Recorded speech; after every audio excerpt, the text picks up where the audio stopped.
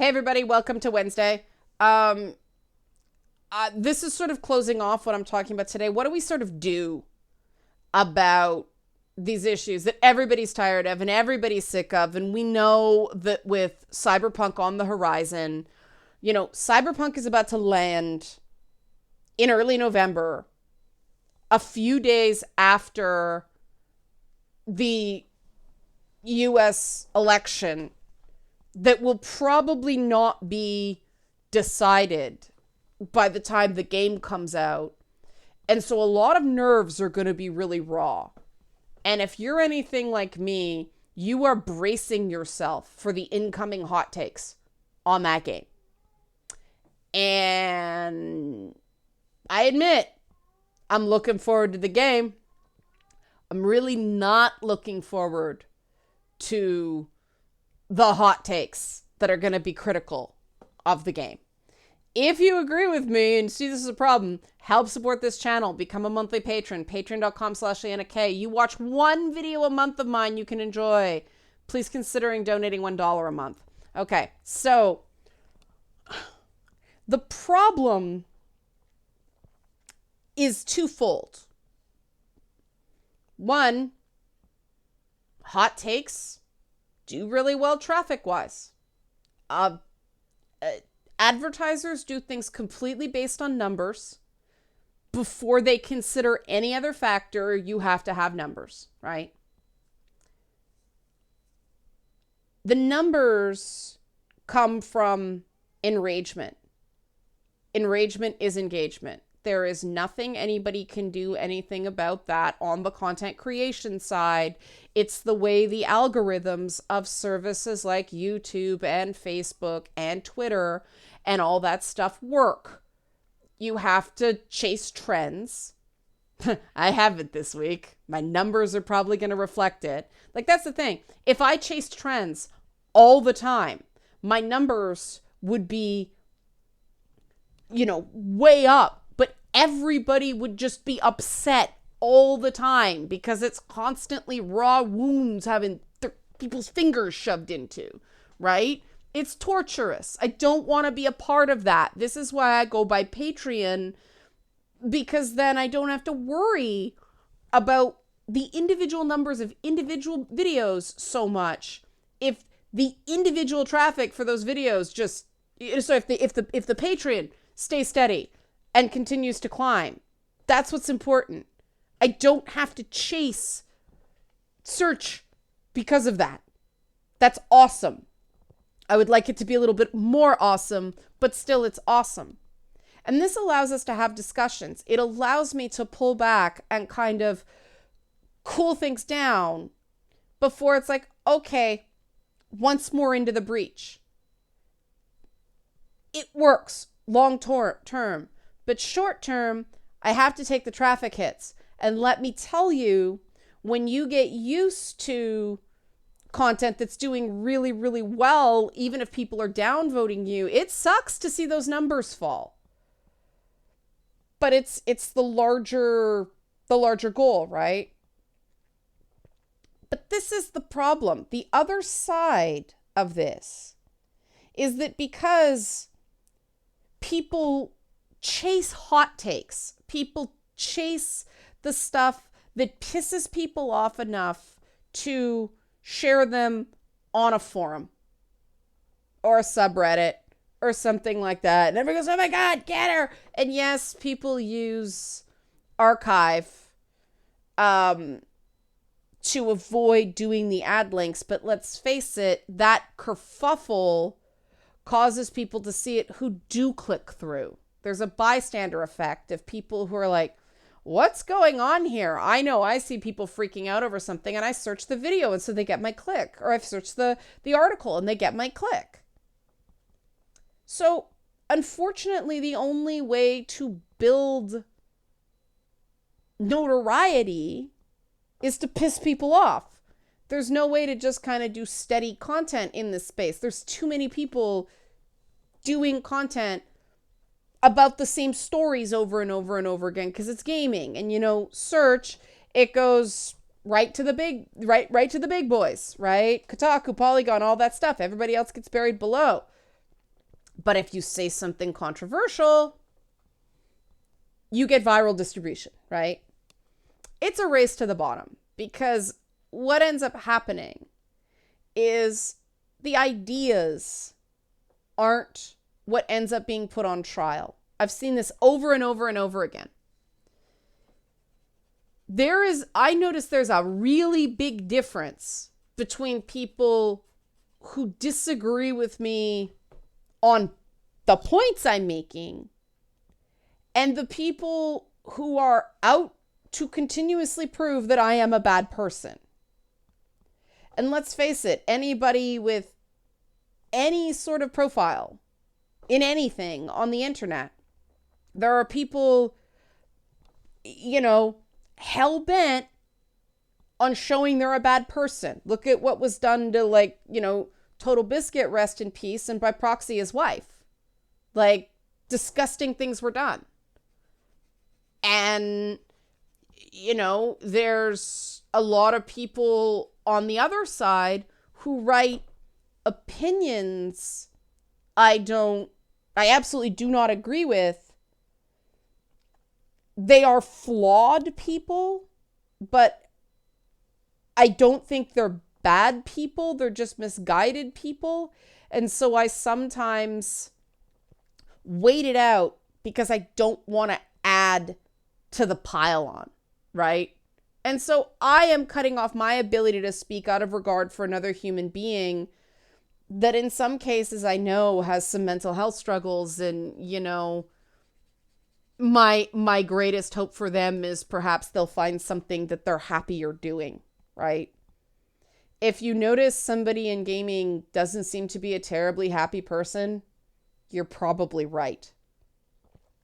But nobody new can come in there until someone else leaves. The desire, just the eyeballs in terms of that stuff is it's saturated. People can get gaming news directly from the people who make the games. They don't have to read the gaming sites to see what's going on.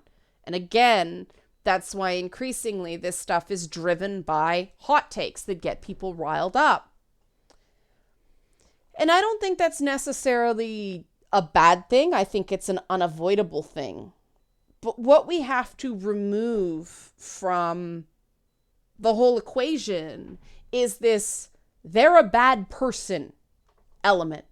There's no need for that. That's what poisons the well, so to speak, right? This idea that somebody is not just wrong, they're evil. Now, don't get me wrong. I understand the frustration of someone seeming to just every so often decide to kick their reader base for fun and profit. I get why that's frustrating. Again, keep in mind, people notice their traffic going down, they panic and do something sensational. They're egged on by editors in some cases. Somebody keeps doing something like that over and over and over again and getting everybody riled up over and over and over again. Guess what? Their bosses are telling them it's okay, do it again. Because, this is unfortunately one of those things that men have greater license to do at gaming websites than women do, which is why you so often see men speaking for women. There's this idea of, oh no, protect the women's. So men decide to throw themselves on a sword in the topic. It's like, wow, that's great. You just upped your profile, buddy. But women are still toiling in obscurity. We can't build that name recognition because we're not given the same permission to take a big swing and be wrong and possibly get beat up for it a little, right? And then but women get threatened more and all that stuff. Yeah. People are going to have to get used to this stuff and just realize it doesn't work, because you may have noticed by now we can reasonably say the vast majority of these threats, they're not credible. They're just somebody not using their words in an effective way. So no point in getting freaked out by it, right? what we need to start doing is not judge the person behind an article, because even if they're a bad person, guess what? Bad people can sometimes be right. Again, dismissing something based on the identity of the speaker is a logical fallacy. We all do it. If you don't want to give a person attention, don't give them attention. If you are going to give them attention, give them a fair hearing. If you are so biased against someone that you can't look at what they're saying without just looking for something to get angry at, there are people where this is so for me. So I see their name on a byline and I automatically stop reading an article. A huge example for me in news is Chris Cillizza at CNN. I don't know the guy personally. The way he writes drives me crazy. So I'll be like 4 or 5 lines into an article when I occasionally read CNN.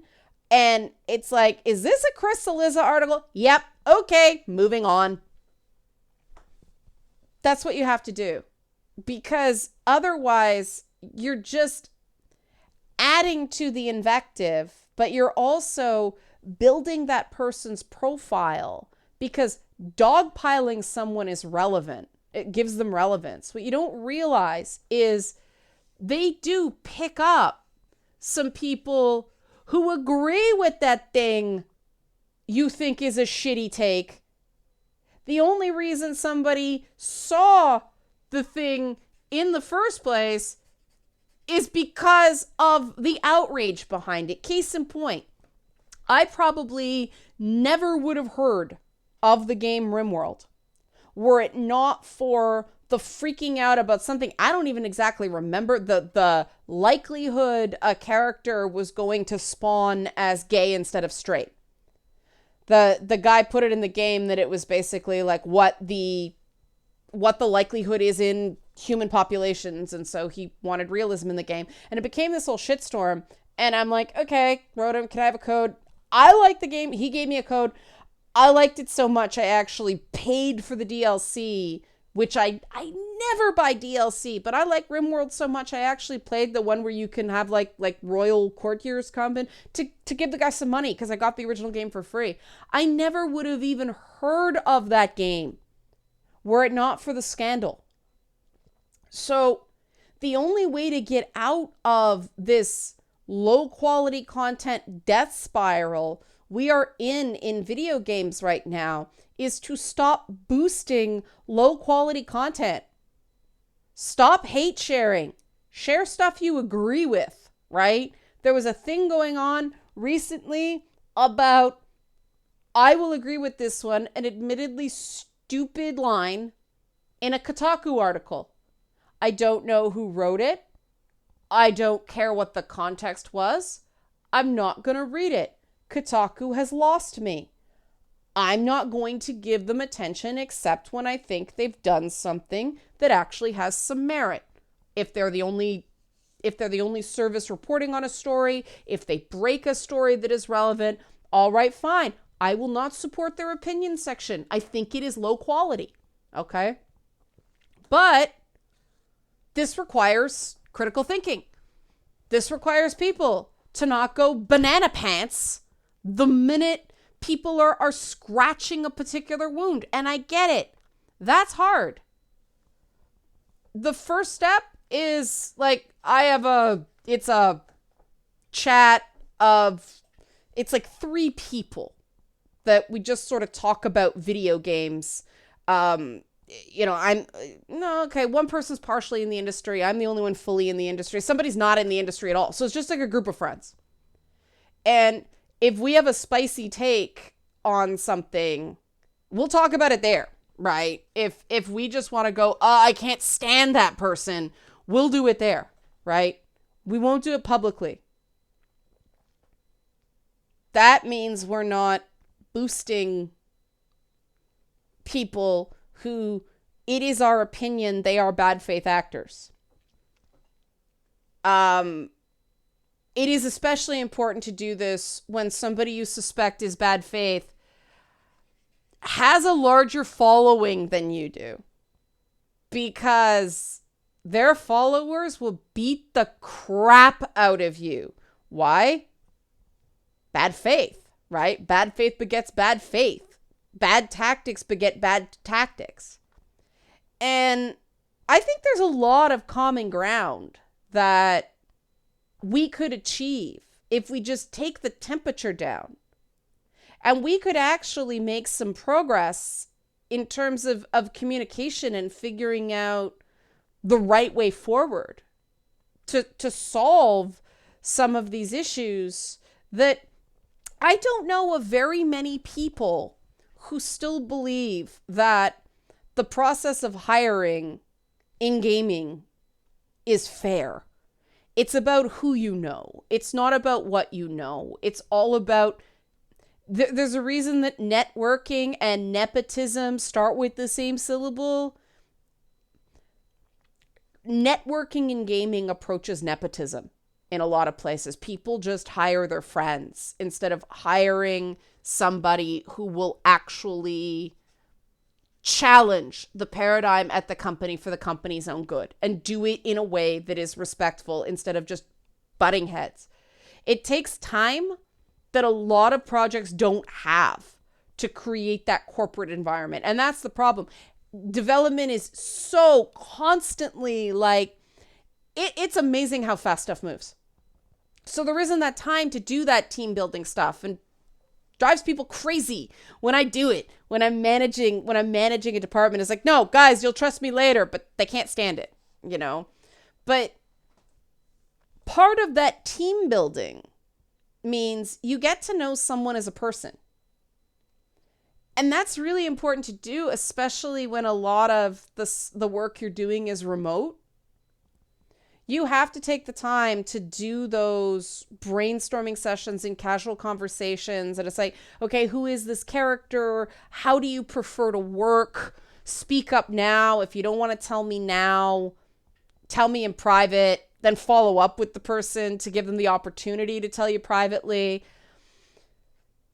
That is the way to get a sense of a person, so that if they use what you consider to be an offensive word that everybody knows is offensive, for instance, they may not, because you'll be working with one person who's American, another person in Europe, people in two different parts of Canada don't even, I mean, God, the US is so separated that some places call it pop like we do in Canada, but other places in the US call it soda.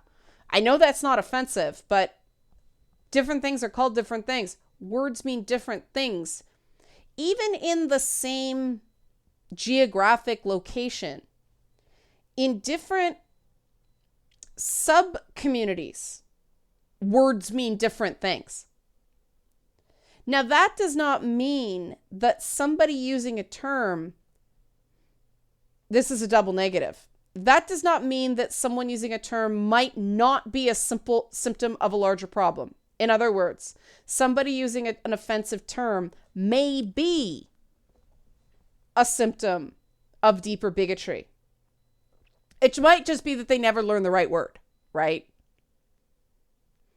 And people need to be given the opportunity to make it clear which it is. If people just get jumped on for using a particular word once, that's not fair, because they probably didn't know. You can know a word is offensive, but you can assume that a person knows that you're only using it as a reference. You don't subscribe to the views that make that word offensive, because a word can only hurt you if somebody has greater power than words over you, right? Because if they don't, you can just so fuck off, asshole, and that's the end of the exchange, right? And it is disturbing when you see stories about a huge brouhaha at a university because a professor used a word that somebody found offensive. And it turned into this whole thing, and they ended up, losing their job. Being an associate professor at a university is a very, very tenuous position. I know people who lost their jobs or got their hours cut, the number of classes they teach cut. They were very popular with their students, but somebody in the administration didn't like them. It's a highly, highly political environment. And I guess a lot of people don't realize how political it is. I grew up around academics because of what my parents did for work, which is why I didn't stick with academia. I couldn't handle the politics of academia. It's too cutthroat. I ended up where I was. It's weird because I was like, I don't want to do business because the politics are too cutthroat. I don't want to do academia because the politics are too cutthroat. And I ended up kind of being in between because I forged my own path where it's like, I don't play this game well. I don't understand the language. When I try to go at it directly, I get eaten alive. So I needed to take a path that was more indirect, where I could finally meet people who did know how to navigate those environments. And I'm still, learning the investor thing. I still suck at a lot of the business and the political elements of this whole space. I'm the first one who will admit that. But I've gradually built up a network of people who can kind of tell me, okay, do this, right? It's taken me longer than some people. And that's why I don't like the ageism in so many industries, because, hey, somebody who doesn't have the right friends needs 20 years to build up the contacts that you got in 5, right? Like, hey, Mr. Conscious writer guy, maybe think of that. You had the right friends. That's why you are where you are. No, really, you did, some way or another. And there are just certain things that we need to accept in order to improve things, right? We can't identify a problem and then act like that problem doesn't exist. And the reality is that there's no money in being positive right now. There isn't. I've experimented with it. There's no money in it. There is some money in being willing to listen, though. And that's one of the things that I've been heartened by. The fact that the Just Chatting Twitches have been doing fairly well.